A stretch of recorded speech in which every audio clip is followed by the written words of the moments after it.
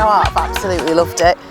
Probably one of the reasons is that previous to this career I was actually a primary school teacher, so actually to see children enjoying themselves on the playground, but more than that, actually working with the team, with SJP, to see what we can do. It's bringing us all together. There's a lot of camaraderie going on, a lot of jokes and a lot of laughs, and we're actually finding we're getting to know each other outside of what we do, and all taking on different roles is fab.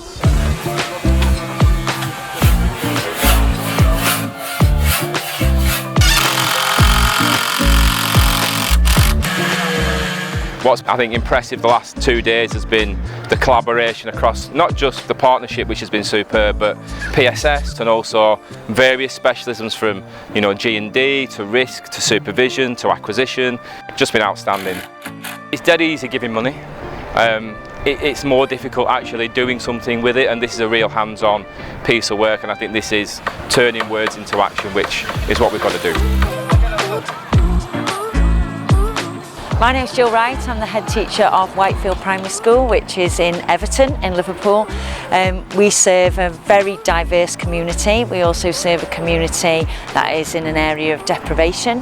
So it's really, really important to us that the environment is nurturing and the environment is conducive to education. This project was specifically, the garden was in memory of a child who we had here who unfortunately died, and his family are all part of the school.